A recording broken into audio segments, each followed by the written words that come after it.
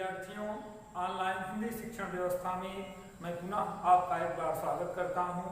कक्षा 9 के विद्यार्थियों के लिए जो आज का वीडियो है वह कबीरकृत साखी के पदों की व्याख्या पर आधारित होगा। कल के वीडियो में हम लोगों ने कबीरदास जी के जीवन वृत्त को पढ़ा, समझा, उनकी महानता, उनकी उदारता को आत्मसात किया। अब हम अपने पाठ्यक्रम में निर्धारित 15 दोहों की व्याख्या आज पढ़ेंगे। कल ही बताया गया था कि दोहों की व्याख्या करते समय 5 बिंदुओं का ध्यान देना आवश्यक है। 5 बिंदु अर्थात 5 हेडिंग के माध्यम से आप व्याख्या करेंगे। वो 5 हेडिंग जो है वो संकेत है। संकेत में हम जिस दोहे की व्याख्या करेंगे उसके पहले के कुछ शब्द और अंतिम के 2 शब्द लिखेंगे। संकेत लिखने के बाद संदर्भ लिखते हैं। संदर्भ हमने लिख दिया है, बहुत श्रेष्ठ, सरल, सहज संदर्भ है, सबसे अलग है, इसलिए इसी संदर्भ को याद करके आप लोग लिखेंगे। संदर्भ है उद्धृत श्रेयस प्रेयस काव्य पंक्तियां हमारी प्रकामने पुस्तक काव्य संकलन के साखी शीर्षक से संग्रहित है। इसके कृतिकार कबीरदास जी हैं। इसी संदर्भ को याद कर लेना है। जब आप संदर्भ किसी अन्य कवि के लिए प्रयोग करेंगे तो यहाँ पर उसका शीर्षक कवि का नाम बदल देंगे। संदर्भ लिखने के बाद हम प्रसंग पर चलते हैं। प्रसंग जो भी दोहे की व्याख्या है वह किस शीर्षक से है, उसका जो प्रसंग रहता है वो बहुत सारगर्भित, संक्षिप्त, अधिकतम एक वाक्य में रहता है। जैसे पहला दोहा है, पहले दोहे में कबीरदास जी गुरु की महानता का वर्णन किए हैं, तो हमने शीर्षक लिख दिया, प्रसंग लिख दिया, गुरुदेव की महिमा का वर्णन किया गया है। इसी प्रकार आप लिखेंगे गुरुदेव की महिमा का वर्णन, प्रकृति चित्रण है, लिखेंगे उपर्युक्त दोहे में प्रकृति का चित्रण किया गया है, ईश्वर के नाम की महिमा का वर्णन किया गया है आदि। प्रसंग के पश्चात हम व्याख्या करते हैं। व्याख्या का अर्थ ही है व्यापक आख्या। जो दोहा है, पद है, वह एक प्रकार की संक्षिप्त आख्या है। उसी आख्या को हमें विस्तृत कर देना है। फिर आगे बढ़ते हैं विद्यार्थियों। व्याख्या की जो अंतिम हेडिंग है वह है काव्य सौष्ठव। सौष्ठव का मतलब होता है सौंदर्य। कविता में कवियों के द्वारा जिससे सौंदर्यता लाई जाती है, सुंदर बनाया जाता है, वो 3 तत्व हैं, रस, छंद, अलंकार। भाषा का प्रयोग भी हम करते हैं। तो इस प्रकार से हमने काव्य सौष्ठव में भाषा, रस, छंद, अलंकार इन 4 बिंदुओं को उल्लेखित किया है। आप इन्हीं 4 बिंदुओं को लिखेंगे। तो लिखते हैं जैसे कबीरदास जी की भाषा है सधुक्कड़ी, पंचमेल, मिली जुली भाषा है। तो आप लिखेंगे रामचंद्र शुक्ल जी ने कबीर की भाषा को सधुक्कड़ी कहा है, तो आप लिख देंगे सधुक्कड़ी का मतलब साधुओं की भाषा, सधुक्कड़ी भाषा हो गया। हजारी प्रसाद द्विवेदी जी ने कबीरदास जी की भाषा को पंचमेल कहा है, तो सधुक्कड़ी हो गया। रस जो है वो भक्ति रस है या शांत रस लिख दें, शांत रस। मध्यकाल के कवियों ने प्रायः ईश्वर की स्तुति की है, तो शांत रस ही है। छंद मात्रिक छंद है, मात्रिक छंद में भी दोहा छंद लिख दिए, दोहा छंद। अलंकार, तो अलंकार अलग अलग दोहों में रहते हैं। पहले दोहे में उपमा अलंकार है, उपमा अलंकार। इस प्रकार से हम अपने पाठ्यक्रम के 15 दोहों की व्याख्या लिखेंगे, करेंगे। आज के वीडियो में हम पाठ्य पुस्तक का सहारा लेकर के व्याख्या करते हैं, पुस्तक से दोहों को पढ़ते हैं, फिर सरल सहज अपने शब्दों में हम आपको व्याख्या बता रहे हैं, लिखित रूप से भी बता रहे हैं, व्यवहारिक रूप से बता रहे हैं। आज की वीडियो को आप ध्यानपूर्वक समझिएगा और सभी दोहों की व्याख्या निर्देशात्मक पूर्वक करिएगा। तो चलें पहले दोहे से हम कबीरदास जी की व्याख्या प्रारंभ करते हैं। साखी कबीरदास कृत पहला पाठ है कक्षा 9 में, और इस पहले पाठ में कुल 15 दोहे हैं। उनमें से जो पहला दोहा है कल परिचय रूप में बताया गया था, आज पुनः उसको विस्तृत रूप से बताया जा रहा है। पहला दोहा पढ़ रहे हैं, ध्यान से सुने। सतगुरु हमसु रीझ कर एक कहा प्रसंग, बरसा बादल प्रेम का भीज गया सब अंग। कबीरदास जी गुरु की महिमा का वर्णन करते हुए कह रहे हैं कि हमारे गुरुदेव ने हम पर प्रसन्न होकर के हमें एक बात बताई और वह ज्ञान रूपी बात को सुन करके प्रेम का आह्लाद हुआ और उस प्रेम के आह्लाद से मेरा शरीर रोमांचित हो गया। भीग गया सब अंग का मतलब प्रेम से मेरे शरीर के संपूर्ण अंग आह्लादित हो गए। पुनः सुने, क्या व्याख्या कैसे करेंगे? हेडिंग डालेंगे व्याख्या और लिखेंगे कबीरदास जी गुरुदेव की महिमा का वर्णन करते हुए लिखते हैं कि गुरुदेव हमसे प्रसन्न होकर के एक ज्ञान रूपी बात बताई, उस बात से मेरा मन शरीर प्रसन्नता से आह्लादित हो गया, जिसके कारण संपूर्ण शरीर रोमांचित हो गई। इसके पश्चात काव्य सौंदर्य लिखेंगे। यही काव्य सौंदर्य सभी में, यही काव्य सौंदर्य सभी में, आपको कुछ अलग से सोचना लिखना नहीं है, कॉमन है। चलिए प्रिय विद्यार्थियों आगे बढ़ते हैं, दूसरा दोहा पढ़ते हैं। दूसरे दोहे में भक्त कबीर ने भगवान राम के नाम की महिमा का वर्णन किए हैं। दोहा है कि राम नाम के पट तरे देवे को कछु नाहि, क्या ले गुरु संतोषिए हौस रही मन माहि। अब जो कठिन शब्द है उसके अर्थ पहले जान लें। तो राम नाम के पट तरे, पट तरे का मतलब होता है बदले में। देवे को कछु नाहि, हे गुरुदेव आपने मुझे राम नाम रूपी मंत्र प्रदान किया, उसके बदले में मैं आपको क्या दूं? क्या ले गुरु संतोषिए, क्या देकर गुरुदेव मैं संतुष्ट हो जाऊं? हौस रही मन माहि, हौस का मतलब हौसा, अभिलाषा बनी हुई है कि मैं अपने गुरुदेव को गुरु दक्षिणा के रूप में क्या दूं जिससे मेरे मन में संतुष्टि आ जाए। तो अब व्याख्या देखें। भगवान राम के नाम की महिमा का वर्णन करते हुए कबीरदास जी लिखते हैं कि गुरु ने शिष्य को राम नाम रूपी महिमा का दान दिया। शिष्य प्रसन्न होकर के, आह्लादित होकर के गुरु के एहसान को मानते हुए कहता है कि इसके बदले में हे गुरुदेव मैं आपको क्या दूं, यही मेरी अभिलाषा बनी हुई है। क्योंकि गुरुदेव के उपकार को, एहसान को चुकाया नहीं जा सकता, इसलिए शिष्य बार बार आकांक्षी है कि मैं इसके बदले गुरुदेव को दे करके कैसे ओरिड हूं। आगे बढ़िए और तीसरा दोहा देखते हैं। ज्ञान प्रकाश्या गुरु मिल्या, गुरुदेव की महिमा का वर्णन किया गया है। और प्रिय विद्यार्थियों जान लीजिए, हमें आगे बढ़ना है, लक्ष्य प्राप्त करना है, तो गुरु को जितना ज़्यादा से ज़्यादा हो सके सम्मान दीजिए। उन गुरु में सबसे पहले आपकी माँ हैं, पिता हैं, समाज के बड़े बुजुर्ग लोग हैं, प्रधानाचार्य जी हैं आपके विद्यालय के, जो भी हैं सभी शिक्षक बंधुओं, सबसे आप विनयशील विनम्र रहिए, अपने आप आपका उत्कर्ष हो जाएगा। तो गुरुदेव की महिमा का वर्णन करते हुए कबीरदास जी पुनः तीसरे दोहे में लिख रहे हैं कि ज्ञान प्रकाश्या गुरु मिल्या, सो जन भी सरी जाय, जब गोविंद कृपा करी तब गुरु मिलिया आय। कबीरदास जी लिख रहे हैं कि ज्ञान रूपी प्रकाश को देने वाले गुरु यदि मिल जाएं तो ऐसे गुरु को कभी बिसरी अर्थात भूलना नहीं चाहिए, क्योंकि जब भगवान की कृपा होती है तभी सद्गुरु की प्राप्ति होती है। तुलसीदास जी भी गुरु की महिमा का वर्णन करते हुए लिख रहे हैं कि बिनु गुरु भाव निधि तरहि न कोई, जो बिरंच शंकर सम होई। अर्थात गुरु के बिना किसी का उद्धार नहीं होता है।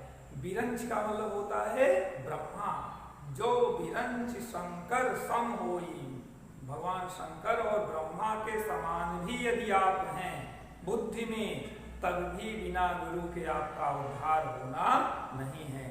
इसलिए गुरु के प्रति सदैव कृतज्ञ रहना चाहिए।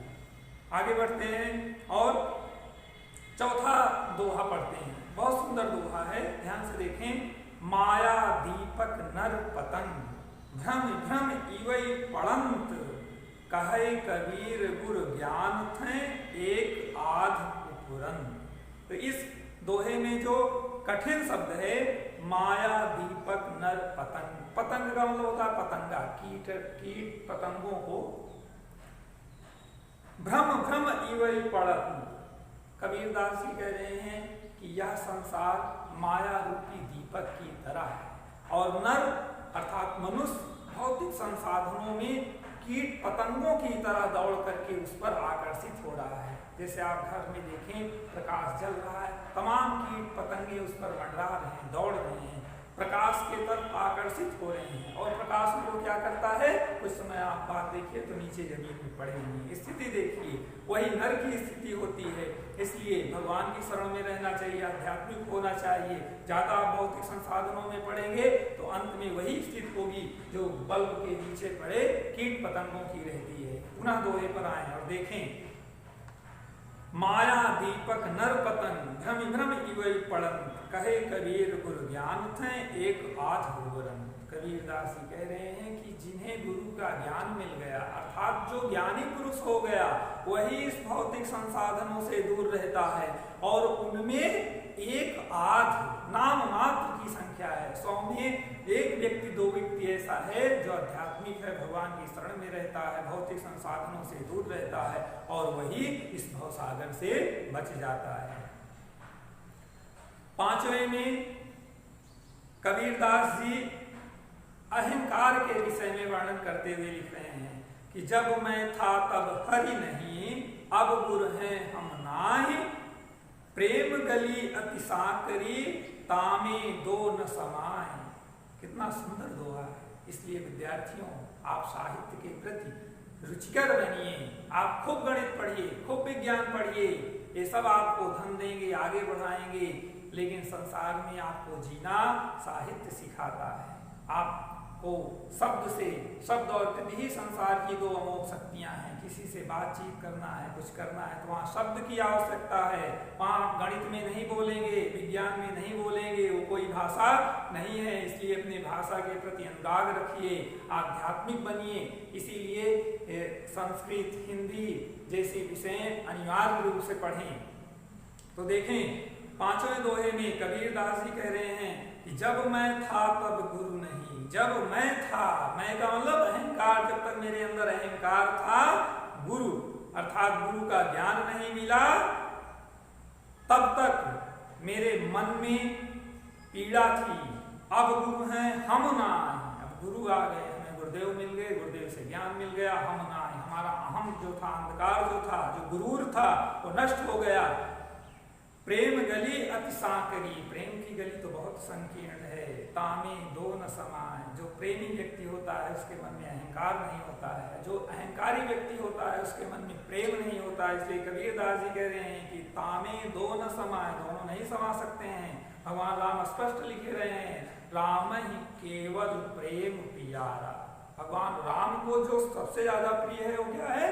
प्रेम। इसलिए हमें अपने मन में प्रेम रखना चाहिए, जीव मात्र से प्रेम रखना चाहिए। यही हमारे इस दोहे का उद्देश्य है। पुनः एक बार व्याख्या देखें। कबीरदास जी ज्ञान और अहंकार की तुलना करते हुए लिख रहे हैं कि जब तक व्यक्ति के मन में अहंकार रहता है तब तक ज्ञान नहीं मिलता। ज्ञान आने पर ही उसके मन में प्रेम हो जाता है, अहंकार दूर हो जाता है। चलिए आगे बढ़ते हैं, छठे दोहे पर पहुंचते हैं तो पढ़ते हैं। भगति भजन हरि नाव है, दूजा दुख अपार, मनसा वाचा कर्मणा, कबीरा सुमिरण सार। भक्ति की महिमा का वर्णन करते हुए कबीरदास जी कह रहे हैं कि ईश्वर को प्राप्त करने के लिए भजन रूपी नाव ही एकमात्र सहारा है। दूजा दुख उपार, दूसरे हर साधन दुख के कारण हैं। इसलिए मनसा वाचा कर्मणा, मन से, वचन से, कर्म से, कबीरा सुमिरण सार, भगवान का सुमिरन करना चाहिए। यही एकमात्र सार है। कर्म कर रहे हैं, कार्य करते रहिए, मन से भगवान को स्मरण करते रहिए। बोल रहे हैं या वचन से है, किसी भी प्रकार से मनसा वाचा कर्मणा, तीनों प्रकार से भगवान की भक्ति करने का प्रयास करना चाहिए। बहुत सरल सहज शब्दों में व्यवहारिक रूप से जोड़ करके बता रहे हैं, बस आप समझने का प्रयास करिए, तुरंत समझ जाएंगे। आगे बढ़ते हैं और 7वां दोहा पढ़ते हैं। कबीरा चित्त चमन किया, चहुदिस लागी लाए, हर सुमिरन हाथों घड़ा, बेगे लेव बुझाए। कबीरदास जी कह रहे हैं कि भगवान के सुमिरन मात्र से ही मेरा मन प्रसन्न हो गया, आह्लादित हो गया, चित्त चमकने लगा। हर सुमिरन हाथों घड़ा, बेगे लेव बुझाए। और भगवान के सुमिरन को अपने हाथ में लेकर के मैंने अपने मन के विकारों को दूर कर दिया, मेरा चित्त चमकने लगा। तो अगर आप चाहते हैं कि आपके मन पर प्रसन्नता हो, आपके होठों पर मुस्कान हो, तो वो आप शरण में जाएं भगवान की और भक्ति करें। एकमात्र साधन भक्ति है आपकी प्रसन्नता का। आगे बढ़ते हैं और 8वां दोहा पढ़ते हैं। ईश्वर को प्राप्त करना बहुत दुर्लभ है। आप कुछ भी करके धन कमा सकते हैं, कुछ भी प्राप्त कर सकते हैं, लेकिन भगवान को प्राप्त करना कठिन है, साधना करनी पड़ती है। कबीरदास जी कहते हैं, जीव अनखड़िया झाई पड़ी, पंथ निहार निहार, जी भड़िया छाला पड़ा, राम पुकार पुकार। कबीरदास जी भगवान को याद करते करते बहुत दुखी हो गए हैं, क्योंकि दर्शन अभी तक नहीं हुआ, और कह रहे हैं, हे प्रभु, आपके आने का मार्ग निरंतर देखने के कारण मेरे नेत्र सूखने लगे, उसका प्रकाश बुझने लगा है। अंखड़ियां छाई पड़ी, इसमें छाई पड़ने लगा है, प्रकाश अवरुद्ध होने लगा है। तथा जी भड़िया छाला पड़ा, मेरे जीवा में छाले पड़ गए हैं आपका नाम लेते लेते। इसलिए हे प्रभु, अब बिना विलंब किए हमें दर्शन दे करके उद्धार करिए। इस प्रकार से जीवात्मा परमात्मा के प्रति कृतज्ञ है, निवेदन कर रहे हैं। 9वें दोहे में देखते हैं, 9वां दोहा, कबीर इसीलिए महान है और कबीर इसीलिए प्रायः लोगों के आदर्श हैं। और पहले ही पाठ में कबीरदास जी को दिया गया कि आप कबीर को आत्मसात करिए। प्रिय विद्यार्थियों, कबीर के एक गुणों को आप यदि अपने अंदर आत्मसात कर लेंगे तो आपको महान बनने से कोई नहीं रोक सकता। 9वां दोहा देखिए कितना सुंदर, आज के समाज पर बिल्कुल जीवंत दर्शन देता हुआ दोहा है। झूठे सुख को सुख कहें, मानत है मन मोद, जगत चबैना काल का, कछ मुख में कछ बोध। यह संसार, ये संसारी जन झूठे सुख को वास्तविक सुख मान करके, मोद का मतलब प्रसन्न है, आनंदित हैं। जगत चबैना काल का, कछ मुख में कछ बोध। कबीरदास ज्ञान मार्गी उदाहरण किसका दे रहे हैं? चबैना का, भोजन का नहीं दे रहे हैं, लाई का दे रहे हैं। जब आप लाई खाते हैं तो कैसे खाते हैं? देखिए, लाई लिए मुंह में डाले तो वह लाई तो कुछ आपके मुंह में है, कुछ हाथ में है। हाथ में जो है वो मुंह में जाने के लिए लालायित है, और जो मुंह में है वह पिस रहा है। इसी प्रकार से संसारी जन झूठे सुख को सुख मान करके प्रसन्न हैं, परंतु वो काल के ग्रास बनने वाले हैं। कुछ बन गए, कुछ बनने वाले हैं। जगत चबैना काल का, कुछ मुख में कछ बोध। तो इसलिए इस झूठे सुख से परे होकर वास्तविक सुख भगवान की भक्ति में लीन हो। 10वां दोहा देखें। 10वें दोहे में ज्ञान भगवान के महत्व का वर्णन करते हुए कबीरदास जी लिख रहे हैं कि जब मैं था तब हरि नहीं, अब हरि हैं मैं नहीं। जब मैं था, मेरे अंदर जब अहंकार था, तब हरि नहीं, तब भगवान नहीं थे। अब हरि हैं, अब भगवान आ गए तो मैं अर्थात अहंकार चला गया। सब अंधियारा मिट गया, जब दीपक देखा माय। दीपक टार जलाते हैं, अंधेरा दूर हो जाता है। तो दीपक क्या है? हमारा ज्ञान, हमारी बुद्धि है। हम अपने बुद्धि और ज्ञान से जब देखेंगे तो संसार में अंधेरा ही नहीं है, और जब हम दूसरे की नजर से देखेंगे तो हमें कष्ट होगा। इसलिए जब भगवान की प्राप्ति हो जाती है, ज्ञान की प्राप्ति हो जाती है, तो मन से अहंकार दूर हो जाता है। अहंकार दूर होते ही अज्ञानता नष्ट हो जाती है। आशा कर रहे हैं कि आप सभी लोग बहुत अच्छे तरीके से समझ रहे हैं, और समझने के साथ साथ ये मान रहे हैं कि हम अब अपने जीवन को सन्मार्ग पर लगाएंगे। 11वां दोहा देखें। कबीरा कहा गरबियो, ऊंचे देखी आवास, काली परियों हुई लोटड़ा, ऊपर जामई घास। जो साधारण, हमारा समाज, हमारा देश बहुत साधारण वर्ग में जीता है, मध्यम वर्ग में जीता है। 10% ऐसे लोग हैं जो बहुत धनाढ्य हैं, भवनों राजाओं की तरह रहते हैं, लेकिन उनकी क्या स्थिति होगी, आपकी क्या स्थिति होगी। फाइनल जो जीतेगा वह वर्ल्ड कप कौन कैसे किस रूप में लाएगा देखें। कबीरा कहा गर्भियो, कबीरदास जी कह रहे हैं कि ऊंचे देखी आवास। जब धनी व्यक्ति अपने खूब बड़े महल को देखता है तो उसे गर्व होता है, आह हमारा जैसा महल हमारे गांव में आसपास शहरों में किसी का नहीं। उस ऊंचे महल सुंदर भव्य को देखकर उसके मन में गर्व आता है। आगे देखिए, काली परियों भुई लोटड़ा। कुछ दिन बाद वह मकान जमीन में जाएगा, मिट्टी में मिल जाएगा और ऊपर जामे घास, उसके ऊपर घास उगाएगी। फिर से देखें, दोनों स्थिति से समझें। कबीरदास जी ज्ञान मार्गी हैं, ज्ञान को लगाइए। कबीरदास जी पढ़े लिखे नहीं थे, फिर भी उन पर PhD किया जा रहा है। स्पष्ट कबीरदास जी लिख रहे हैं, मसी कागज छुयो नहीं, कलम गयो नहीं हाथ। मस का मतलब होता है स्याही, कलम, कागज, कभी मैंने हाथ से छुआ तक नहीं। लेकिन ऐसे विद्वान पर PhD हो रही, लोग शोध कर रहे हैं, तो इतना महान बनिए। पोथी पढ़ पढ़ जग मोया, पंडित भया न को, ढाई आखर प्रेम को, पढ़े सो पंडित हो। इसलिए प्रेम अपने मन में जीव मात्र के प्रति सद्भाव लाइए, अहंकार न लाइए। कबीरदास जी अहंकार का खंडन करते हुए कह रहे हैं कि एक व्यक्ति अपने ऊंचे महल को देख करके अभिमानी होता है, गर्व में मदमस्त होता है, लेकिन कुछ समय बाद वही व्यक्ति मिट्टी में मिल जाता है और उसके ऊपर घास फूस आदि जम जाती हैं, क्योंकि वो जला दिया गया, जहाँ जलाया गया है वहाँ आज घास उगी। और हर प्रकार हर व्यक्ति हर जीव की उसी वही गति होगी। इसलिए हमें कभी गर्व नहीं करना चाहिए। 12वां दोहा देखें। 12वें दोहे में संसार का वर्णन किया गया है।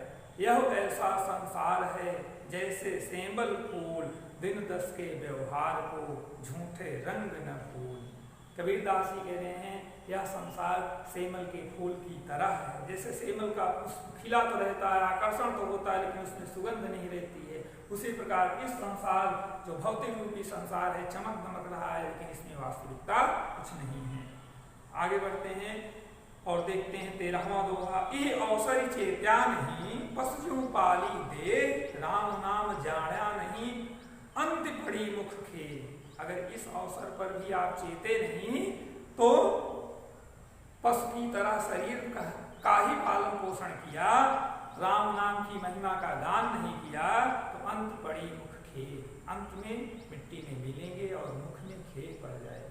और मुख से राम नाम लिए रहेंगे तो आपका उद्धार हो जाएगा, कल्याण हो जाएगा। राम नाम सत्य है, तो जो राम नाम सत्य मरने के बाद है उसको जीवन में ही सत्य बनाइए।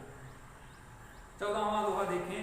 या तन कांचा कुंभ है, लिया फिरे था साज, ढबका लागा फूट गया, कछ ना आया।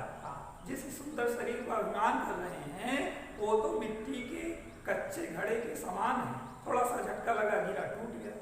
इसलिए कभी भी शरीर पर अभिमान नहीं करना चाहिए। अंतिम दोहा।